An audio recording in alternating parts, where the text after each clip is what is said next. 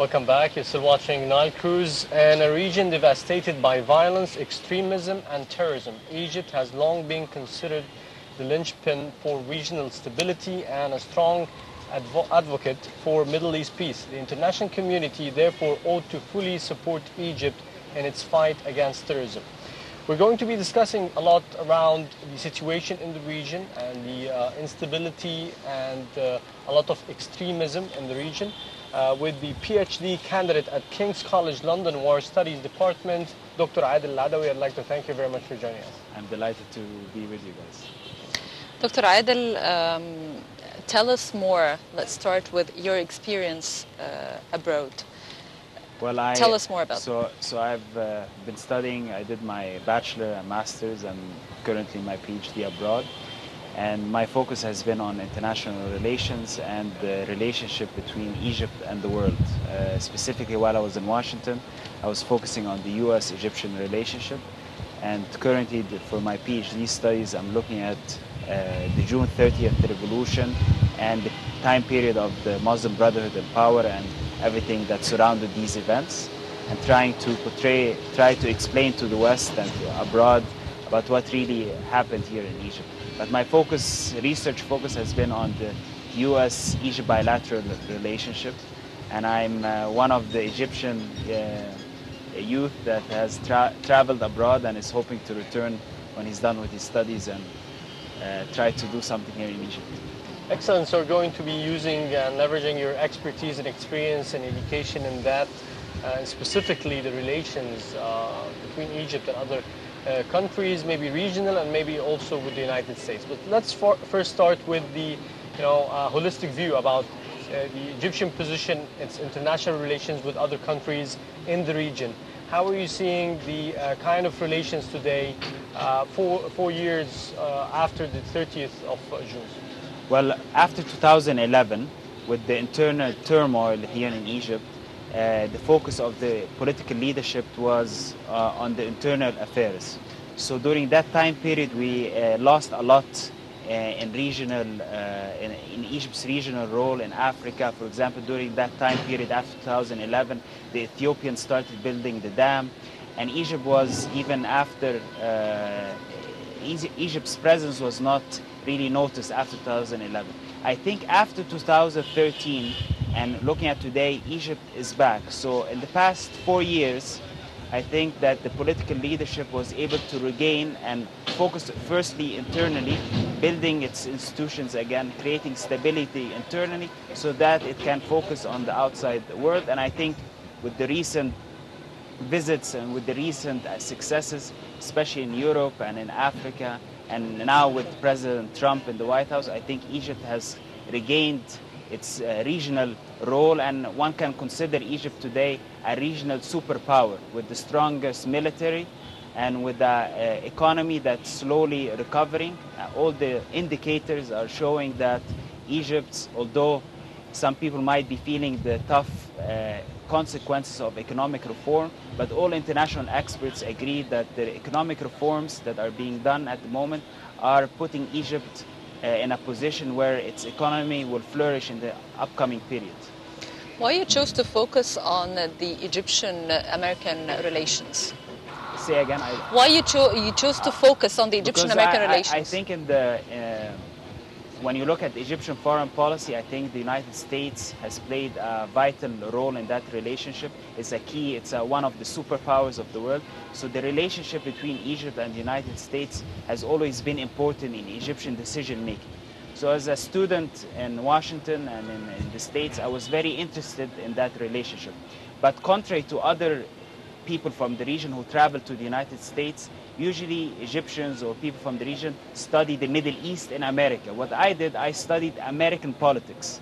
So I studied how their institutions, their decision-making works, so that I can return home and help my country in their way in the relationship with the United States. It's a key partner, but I fully agree with the current political leadership that we cannot depend on one country or one superpower. We need to diversify our relationships, and I think that's what President Sisi is doing right now. He has good relations with the United States, with China, with Russia, and I think in the 21st century, You cannot put all your eggs in one basket. You have to have a diverse foreign policy. Exactly, and that was my question. You know, you cannot study the international relations or the specific relations between Egypt and the United States without looking at other aspects and other relations, like Russia, for example. Of course, like France, for example. Exactly, and we've seen, for example, the Egyptian military for a very long time. Its weapons were mainly coming from the United States. In the recent years, we have diversified even our weapons. We have Rafales airplanes from France. We have submarines from Germany. We have technology and tanks from Russia. We are also cooperating with the Chinese. So we are seeing that's why Egypt now, the Egyptian military, we can confirm, is one of the strongest militaries in the world. It's now ranked among the top 10. And I think with the regional turmoil that we are seeing, it is necessary that you have two things: a strong military to protect your territorial integrity, and also a strong economy so that you can be able to deliver the goods and the services for your citizens. When you have these two, you can create stability in Egypt, and a stable Egypt means it's a stable region. One of the main threats that Egypt is facing right now is terrorism. Of course, it's not in Egypt only, but it's a threat for the whole region. But if we focus on Sinai and the terrorism there and the Daesh taking hold of many parts there, do you believe that this war with what the so-called Daesh terrorist group will end soon, or it will need and it'll take more time? There is no doubt that the Egyptian military and the Egyptian state will defeat terrorism in Sinai. It's only a question of time. The Egyptian military has the capabilities within 24 hours to completely demolish all the terrorist networks in Sinai. But the Egyptian military is concerned about the citizens. There are a lot of people living in northern Sinai and so on. So they have implemented a strategy where they try to create as little as much consequences for the people and the population in Sinai. So it's a matter of time. But the thing that differs Egypt from other states is its terrorism strategy. We have the Egyptian state and the Egyptian national security apparatus believes in a comprehensive counterterrorism strategy.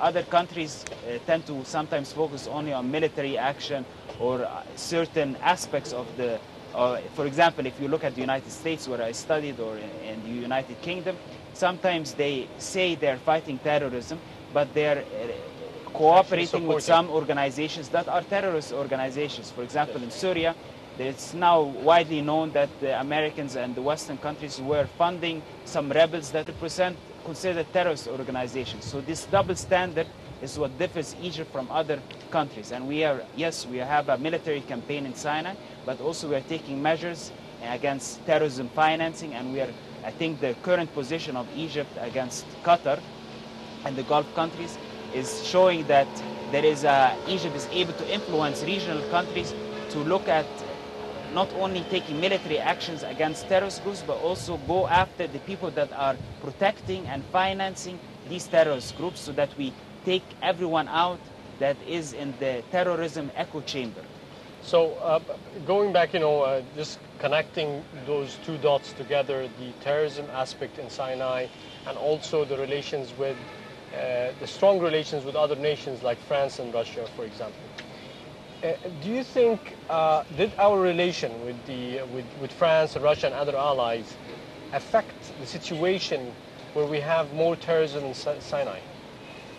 I don't think there might be a direct link between Egypt's relationship with Western countries or with Russia and with terrorism in the Sinai. There might be indirect link, but what we can say is that Egypt is in the middle of a war of determination, of protecting the will of the Egyptian people. I think the Muslim Brotherhood, once they lost power, it became very obvious to even the people who supported the Muslim Brotherhood in previous eras that the Muslim Brotherhood has adopted terrorist and violence strategies to implement its political strategy. So if you weren't convinced that the Brotherhood was a terrorist organization before 2013, I think now, without any doubt, everyone can agree that the Muslim Brotherhood is a terrorist organization when their political goals are not being able to through peaceful means, they assume violent tactics and terrorist tactics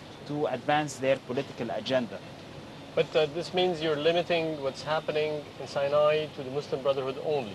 Well, the Muslim Brotherhood is the mothership of all of these organizations. The Muslim Brotherhood, for example, is the mothership of Hamas. They had very strong organizational ties. We are seeing now Hamas for a long period. There are a lot of studies that are out in think tanks in Washington about the cooperation of Hamas and Daesh in Sinai. The creation of Daesh in Sinai, for example, originated from Ansar Beit al-Maqdis. Ansar Beit al-Maqdis, the leader of it was an organization member of the Muslim Brotherhood. So everything is connected. I'm talking maybe focusing on the Muslim Brotherhood because they are at the core of all these terrorist organizations. We can say, you know, yeah, we have the Muslim Brotherhood, we have the Daesh, we have Ansar Beit al-Maqdis, we have Al-Qaeda. But even, you know, Zawahiri was a member of the Muslim Brotherhood before he created his organization. Osama bin Laden, when he was in Saudi Arabia, also had organizational ties to the Muslim Brotherhood. So the Muslim Brotherhood is the, like, I mean, a lot of experts know is the mothership, the ideological mothership of all these organizations. So if you want to defeat terrorism, you have to defeat the Muslim Brotherhood. Recently, 4 Arab countries, of course, and Egypt is included, cut ties with Qatar. How do you take a step? About the Gulf countries Gulf along with Egypt. With Egypt? Cutting No, ties with Qatar. Qatar is a very interesting case because Qatar has for the past few years been really helping all these extremist organizations, giving them a platform, giving them financial and logistical support. But something you have to, because I know a lot of people in the West are always following what I say. I want to tell them that Qatar is not an independent actor. Qatar is acting on behalf of other countries in the West without naming countries by name. But if people think that Qatar is doing this because it's their own initiative, no. They are being supported and there are diktats about what they should do. I'll give you one example. Qatar, for example, was hosting and remains hosting the Taliban in Qatar. There are a lot of Taliban leaders from Afghanistan that are now being hosted in Qatar. It was not Qatar that said one day, I want to bring these Taliban leaders to Qatar. It was actually the CIA that told Qatar to do that. And I'm not saying any conspiracy theories or so on. It was actually the former CIA director who publicly in the last month said, we told the Qataris they should take the Taliban leaders and put them in Qatar. So there is this organizational cooperation, or these states are cooperating on behind the radar. But I can tell you that the support of Qatar to the Muslim Brotherhood and these various rebels is being indirectly supported by certain governments in the West. So from your research and studies, what is today needed in terms of international relations for Egypt, whether it was with the United States to be strengthened or with other allies that we are not yet connected with, or we have areas of improvement in terms of relations with other nations? Egyptian foreign policy should not focus on one partner or one country. I think it's very clear it needs to have a diverse network of relationships, and I think this is the direction we're going. And it's all about circles. I think Egyptian foreign policy needs to start focusing even more on Africa, especially on the Nile Basin countries. And I think putting aside the kind of relationship these countries should have with different countries around the world, also the decision making here in Egypt needs to start including patriotic civilians.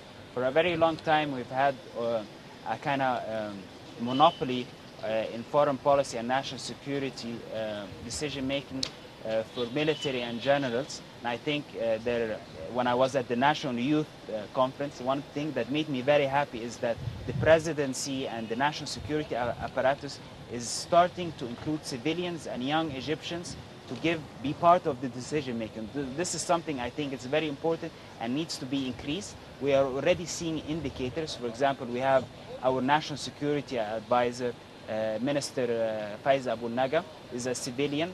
I call her the Iron Lady of Egypt. She's heading the national security apparatus, and I think in the upcoming period we should see more civilians, especially patriotic Egyptians, young Egyptians, be part of the decision-making and national security planning so that we can create a strong foreign policy for Egypt that is competitive and good in the 21st century. Very good. What about boosting our economy and attracting boosting the economy and attracting investments in Egypt? What are the steps should be done in order to reach such a step? Well, the first thing that Egypt had to do was, if you went to any investor and told them, we want you to invest in Egypt, they would say, ask two questions. Do you have power? If I come and create a factory, do you have power to be able to, so I can run my factory? Two, can I transport my goods in your country? So the answer to these two questions in 2014 when President Sisi took power was no. We had a lot of electricity problems and the transportation network infrastructure was very bad. So I think the first thing that the president did was to boost the electricity in Egypt, and now we have a surplus. That's very good for investment. Two, we have now a very high-class, state-of-the-art transportation with roads connecting Egypt, and even now with the Suez Canal, ports are being created. So the infrastructure is ready. Now the second step is creating the appropriate reforms in laws and so on, so that an investor comes with ease. There are no bureaucracy hurdles that make investors turn off from investing in Egypt. So creating an easy path to letting their money come into Egypt for them to set up their operations. And I think in the last few weeks, Minister Sahar Nas has taken appropriate steps in trying to create an investment law that is attractive for the foreign investors. And already the indicators are very well. For the first time, Egypt will attract over 10 billion US dollars in a single year. That's even more than Turkey. So Egypt is coming back, and I think all the economic reforms that are being undertaken are creating a lot of confidence in the business community in Egypt and international. And when there is a high boost in internal and domestic, in the domestic business community, that's a good sign for international investors. So I'm actually very optimistic about the future of the economy here in Egypt. Right. Finally, I'd like to ask you about, you've been honored by the President in the youth conference. And I need to learn from you a little bit about the experience itself. How did you look at it as one of the youth that are participating and sharing their experiences? Egypt, although it's the oldest civilization in the world, it's a very young country in terms 70% of Egyptians are 30 years and younger. So when you are such a young country, you have to include the youth in the project of nation building. You cannot exclude them. For a very long time, for many years, many of the youth, including me, we felt that we are excluded from the decision-making and the power structure here in Egypt. So I think what President Sisi is trying to do, especially with these national youth conferences, is to identify youth that have a lot of potential, that are well educated, that are patriotic, to include them in the big Egyptian project of rebuilding our state to make it competitive in the 21st century. And it was really a big honor to be among these political leaders, the president, the ministers, the heads of many organizations, and to have direct contact with them. And I'm optimistic that the upcoming period we're going to see more young people being involved in the government and in decision making and in putting forward the trajectory of Egypt's future in the 21st century.